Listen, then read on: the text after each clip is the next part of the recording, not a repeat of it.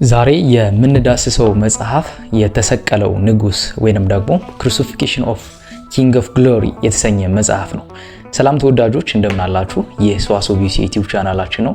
በዚህ ዩቲዩብ ቻናላችን ላይ ኦርቶዶክሳዊ የሆኑ መጻሕፍቶችን የምንዳስስበትና ብዙ ዕውቀቶችን የምንጨብጥበት ዩቲዩብ ቻናላችን ነው። አዲስ ከሆናችሁ ለዩቲዩብ ቻናላችን ሰብስክራይብ በማድረግ ቤተሰብ ሁኑ። እኔ ደግሞ ዲያቆን ዘሰዋስው ነኝ።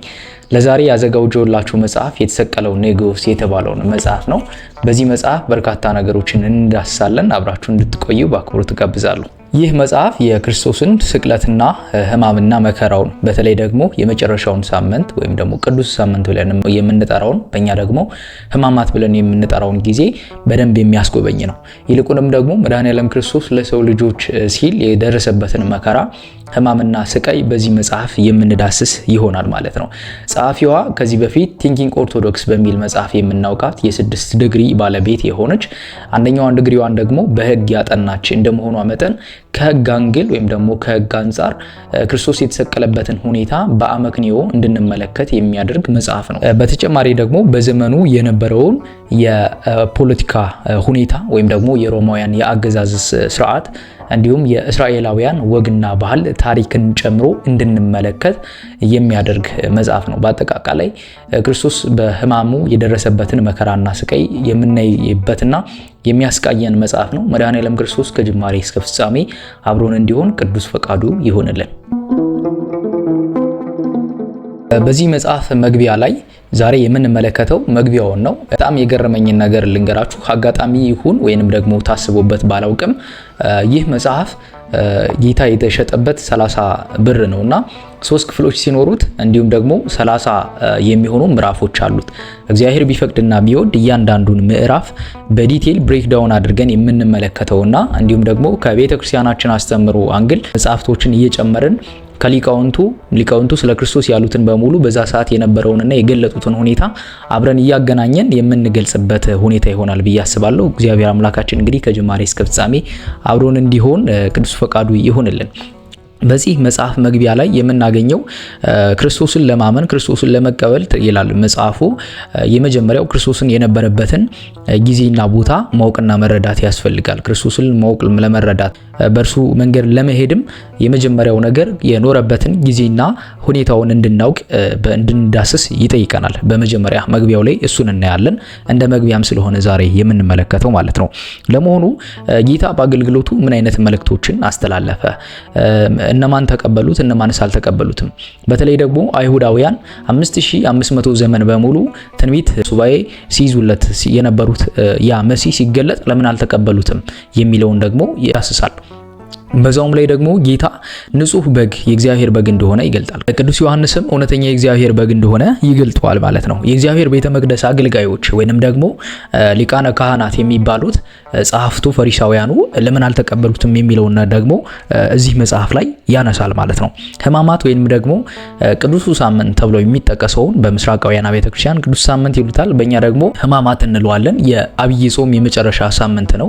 በዚህ ጊዜ ክርስቶስ የደረሰበትን መከራ ስቃይ እያንዳንዱ ነገር ጌታ ለመዳናችን ያሳለፈውን መከራ ስለ ስነ ስቅለቱ ለማወቅ በቂ ዕውቀትን ያስጨብጣል ተደርጎ የተጻፈ መጽሐፍ ነው ማለት ነው። ለመሆኑ ይህ መጽሐፍ ለምን ተጻፈ የሚለውን ጸሐፊዋ ስትዳስስ በጣም የገረመኝ ያው ከሕግ አንግል ነገሮችን እንድንመለከትም ያደርጋል መጽሐፉ። አንደኛዋን ዲግሪዋን በሕግ ስለሆነ ጸሐፊዋ የተቀበለችው በዛ ስለሆነ ከሕግ አንግል ክርስቶስ እንዴት እንደነበረ እንዴት እንደተፈረደበትም የሚገልጥ መጽሐፍ ነው። እያንዳንዱን ብሬክዳውን አድርገን የምንመለከተው ይሆናል እንዳልኳችሁና ለምን ይህ መጽሐፍ ተጻፈ ብሎ የሚለውን ሲጠይቅ ብዙ ነገረ መስቀሉን የሚያነሱ በርካታ መጽሐፍት ተጽፈዋል። በተለይ ደግሞ ወንጌልም አለ፣ ቅዱሳን መጻሕፍትም አሉ እና የመጽሐፍ ለምን በተለየ ሁኔታ የተሰቀለውን ንጉስ የሚል መጽሐፍ ተጻፈ የሚለውን መጽሐፉ ሲያነሳ ብዙ መጽሐፍት ቅዱሳን መጻሕፍት ተጽፈዋል፣ አዋልድ መጽሐፍትም ተጽፈዋል። ነገር ግን የክርስቶስን ስነ ስቅለቱን የሚያትቱት በመንፈሳዊ እይታ ወይም ደግሞ በሃይማኖታዊ እይታ እንደሆነ ተናግሮ ይህ ግን ከህግ አንግል ወይም ደግሞ በዘመኑ ከነበረው የወግ የታሪክ የባህል አንጻር እንዴት ክርስቶስ የተሰቀለበትን ሁኔታ እንድንዳስስ የሚያደርግና የተለየ ነገር እንዳለው የሚያትት መጽሐፍ ነው ማለት ነው። በተለይ ደግሞ በዘመኑ የነበረውን የሮማውያን የአገዛዝ ስርዓት፣ የአይሁዳውያን ባህልና ወግ ታሪካቸውን በደንብ አድርጎ የሚያዳስስ ነው። በተለይ ደግሞ መጽሐፍ ቅዱስን ለመረዳት ነው ወይም ደግሞ አንድ ሰው መጽሐፍ ቅዱስን ለመረዳት ለማወቅ በዘመኑ የነበረውን የአይሁዳውያን የሮማውያን የአገዛዝ ስርዓትና ባህል ማወቅ ያስፈልገዋል ማለት ነው። ሐዋርያትም መንፈስ ቅዱስን ከተቀበሉ በኋላ በተለያየ ቋንቋ ስለሆነ የተአስተማሩት የቋንቋን ሁኔታ፣ ባህሉን፣ ወጉን መረዳት ያስፈልጋልና ይህ መጽሐፍ ደግሞ በዘመኑ የነበረውን የሮማውያን የአገዛዝ ስርዓት ምን እንደሚመስል የአይሁዳውያን ባህል ወግና ስርዓታቸውን ታሪካቸውን ከምን እንደሆነ እንደመጣ የሚዳስስም መጽሐፍ ነው ማለት ነው። በአጠቃላይ ይህ መጽሐፍ ጠቅለል ሲደረግ መግቢያው ላይ ጠቅለል ሲያደርገው ጸሐፊዋ የምታነሳቸው ነገሮች ጌታችን አምላካችን መድኃኒታችን ኢየሱስ ክርስቶስ በመጨረሻው ሳምንት ወይም ደግሞ ሕማማት ላይ ያሳለፈውን መከራና ስቃይ የደረሰበትን ግርፋት ሙሉ በሙሉ በአይነ ህሊናችን እንድንመለከት የሚያደርገን መጽሐፍ ነው ማለት ነው። የተሰቀለው ነገር አለ መጽሐፉ ላይ የሚነሳ አንድ ነገር አለ። ክርስቲያኖች የመጀመሪያዎቹ ክርስቲያኖች ጌታን እንዴት ተቀበሉት፣ በተለይ ደግሞ ከሐዋርያት በኋላ የመጡት ክርስቲያኖች እንዴት ጌታን ተቀበሉት የሚለውን ነጥብ ሲያነሳ ይህ መጽሐፍ ላይ መጽሐፉ ይህንን ሲያነሳ ምን ይላል? ጌታን ለመቀበል የመጀመሪያው የቃሉ አገልጋዮች ነበሩ። በተለይ ደግሞ ወንጌል አልተጻፈም፣ እንደዚህ አንድ ላይ በጥራስ ተደርጎ አልተቀመጠልንም። ወንጌል አራቱም ወንጌሎች በዛ ሰዓት የመጀመሪያዎቹ ክርስቲያኖች የመጀመሪያው ክፍለ ዘመን አካባቢ የነበሩ ሁኔታ ክርስቶስን ለማወቅ ለመረዳት የቃሉ አገልጋዮች መሆኑን የነበሩትን መጠየቅና መረዳት ያስፈልጋል። ለዚህም ደግሞ ሐዋርያት ሕያው ምስክር እንደሆኑ መጽሐፉ ይገልጣል።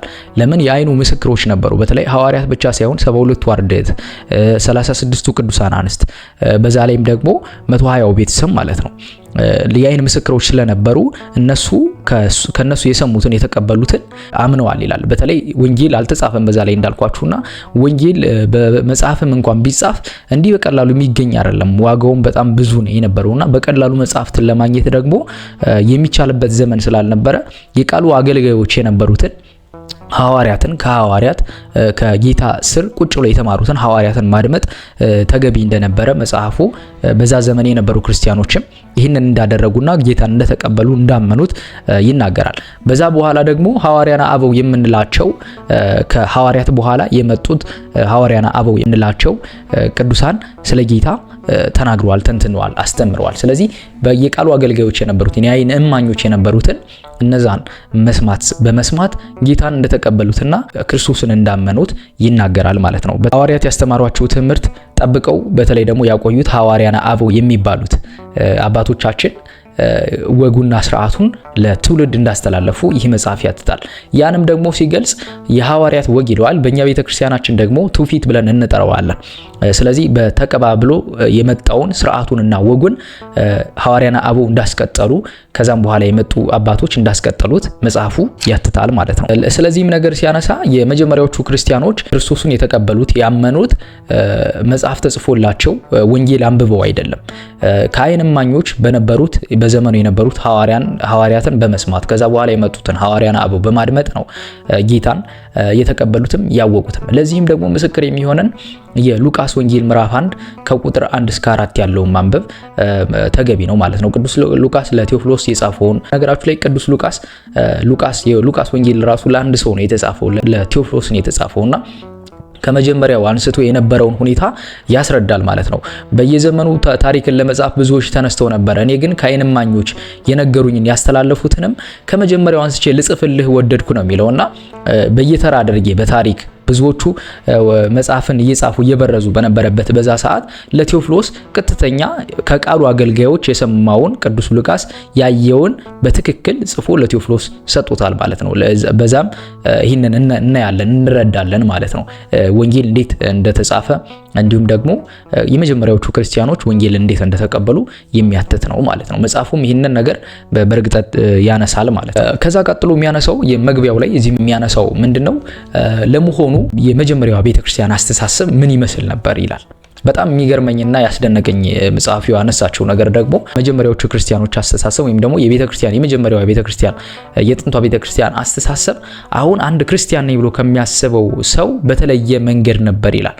በተለይ ደግሞ የአውሮፓውያን ባህልና ወግ የተጫነበት አልነበረም ይላል። ለዚህ ደግሞ አሁኑን የሐዋርያትን አስተምሮ ከቃል ጀምሮ በትውፊት መንገድ ወይም ደግሞ የሐዋርያት ወግ ብላ ነው የምትጠቅሰው እሷ ጠብቆ የመጣችው የኦርቶዶክስ ቤተክርስቲያን እንደሆነች ይናገራል ማለት ነው። የኦርቶዶክስ ተዋሕዶ ቤተክርስቲያን ስርዓትና ወጉን ጠብቃ የሐዋርያትን ትውፊታቸውን ጠብቃ እስካሁን ድረስ አድርሳለች ይላል። አሁን ክርስቲያን ነን ብለው የሚያስቡ ክርስቶስን የሚያምኑት ሰዎች ግን በስትክክል ከቀደመችው የቤተክርስቲያን አስተሳሰብ እንደራቁና እንደወጡም ደግሞ የሚያትት መጽሐፍ ነው። መግቢያው ላይ እንዳልኳችሁ ታሪክን ወግን የጨመረ ስለሆነ መጽሐፉ ከሮማውያን አገዛዝ ከአይሁዳውያን ባህልም ጋር የሚገናኝ ነገር ብዙ ነገር ስላለው እሱንም ደግሞ ያነሳል ማለት ነው መጽሐፉ። በተለይ ደግሞ ወንጌልን አንዳንድ የታሪክ ጸሐፊዎች አይቀበሉትም። ለምን አይቀበሉትም የሚለውን ነገር ሲያነሳ መጽሐፉ ደግሞ ወንጌል የተጻፈው በአማኞች ዘንድ እንደሆነ ወይንም ደግሞ በሚያምኑ ሰዎች ዘንድ እንደሆነ ይናገራል። ስለዚህ መንፈሳዊ ይዘት እና የአንድ ሃይማኖታዊ ተኮር የሆነ ጽሑፍ ያለው ይመስላል ይላል። ነገር ግን ይሄ መጽሐፍ ደግሞ ሲያትት ይህንን ነገር በተቃራኒው ሲጽፍ ደግሞ ምን ይላል? በዘመኑ የነበሩ የአይን እማኞች ወይንም ደግሞ ሐዋርያት በስትክክል የቃሉ የተፈጠረውን ነገር በስትክክል አይተዋል። ያንን ያዩትን ነገር ደግሞ በጽሑፍ አስፍረዋል። እንደውም ከአሁን ከተጻፉ መጻሕፍት ይልቅ በመጀመሪያው የተጻፉ መጻሕፍቶች እማኞች ናቸው ይላል። ለምን የሚለውን ነገር መጽሐፉ ሲያነሳ ምን ይላል? በአይን ያዩትን የተደረገውን ነገር ከእግሩ ስር ቁጭ ብሎ የተማሩትን ነገር እንደ ጻፉ ያትታል። ስለዚህ እነዛ እውነተኛ ጸሐፊዎችና ወንጌልም ደግሞ እውነት እንደሆነ ያትታል ማለት ነው መጽሐፉ። በመጀመሪያው መቶ ክፍለ ዘመን የተጻፉት መጽሐፍቶች በቀጥታ ከሐዋርያት የተገኙ አብዛኞቹ ሐዋርያት አርድእት ናቸው። ጌታን በስትክክል ከቃሉን ባይን ያዩት የሆነውን ነገር ሁኔታውን የሚመሰክሩ ስለሆኑ የተጻፉት መጽሐፍቶች ትክክለኛ ምስክሮች እንደሆኑ መጽሐፉን በራሱ በመጨረሻ ግን መጽሐፉ መግቢያው ላይ ይህንን ነገር ያትታል። ቅዱሱ ሳምንት ወይንም ደግሞ ሕማማት የሚባለውን በኃይለ ሕሊናችን እንድናይ ክርስቶስ የደረሰበትን የተፈጸመበትን መከራ በእዝነ ልቦናችን ወደ ኢየሩሳሌም እንድንገባ እንዲሁም ደግሞ አብረን ከክርስቶስ ጋር እንድንጓዝ በቤተ መቅደሱ የሚፈጸመውን ተለያዩ የብሉይ ስርዓቶችን እንድናስብ እንድናይ እንዲሁም ደግሞ ክርስቶስ ያንን ነገር እንዳስቀረና በመጨረሻም ደግሞ እውነተኛው በክርስቶስ እንዴት እንደተሰቀለ ቅዱሱን ሳምንት በትክክል እንድናስብና እንድናይ የሚያደርገን መጽሐፍ ሆኖ አግኝቼዋለሁ። የአይሁድ ሕዝብና የክርስቶስን ሁኔታ ደግሞ ሲያነሳ በጣም የገረመኝ አንድ ነገር አለ። እንዳልኳችሁ ከታሪክ አንግልና ከሕግ አንግል ነው ጸሐፊዋ ራሷ የጻፈችውና የአይሁድና የክርስቶስ ግንኙነት ምን ነበር የሚለውን ክርስቶስ በራሱ አይሁዳዊ ነበረ። ነገር ግን ለአይሁድ ሕዝብ ኢየሱስ ክርስቶስ የሞቱ ነገር በጣም አሳሳቢ ጉዳይ ነበር ለአይሁድ ሕዝብ ማለት ነው። ሆኖም ግን ትላለች ጸሐፊው መጽሐፉ የሚያትተው ያሁን ያሉት አይሁዳውያን ወይም ደግሞ እስራኤላውያን እና በዘመኑ የነበሩት አይሁዳውያን ክርስቶስ ሞት ተጠያቂዎች አይደሉም ከሕግ አንግል ይላሉ።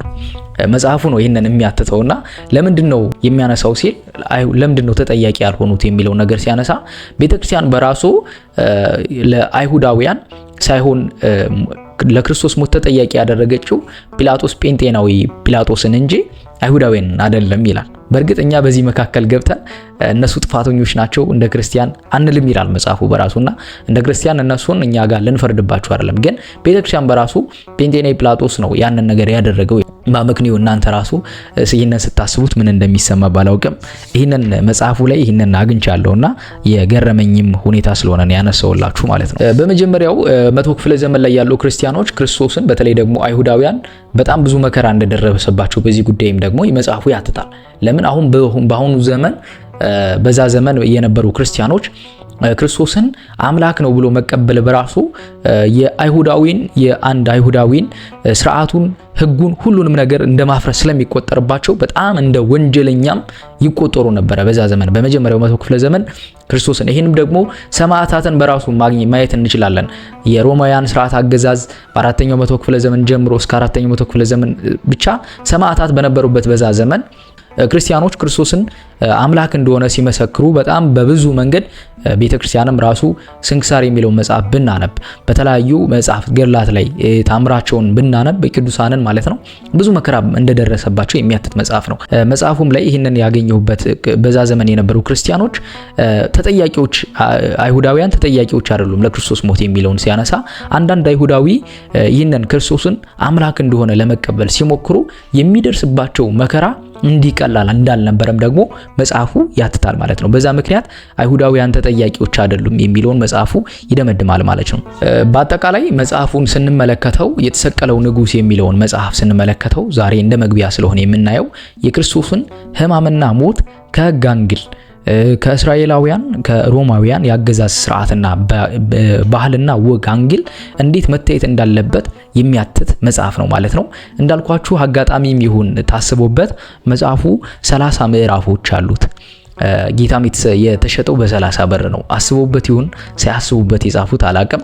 እሱንም አብረን የምንመለከት ይሆናል ማለት ነው። ስለዚህ በሚቀጥለው ጊዜያችን ደግሞ ምዕራፍ 1ን ከቤተክርስቲያናችን አስተምሮ ጋር ብሬክዳውን እያደረግን እያንዳንዱን ምዕራፍ የምንመለከተው ይሆናል ማለት ነው። ስለዚህ ይህ የተሰቀለው ንጉሥ 30 ምዕራፎች አሉት። 30 ቪዲዮዎች እንደሚኖሩት በእግዚአብሔር ቢረዳና ቢያቆየን እሱን እናደርጋለን ብዬ አስባለሁ። ለዛሬ ግን በዚህ ይበቃናል ማለት ነው። ይቆየን።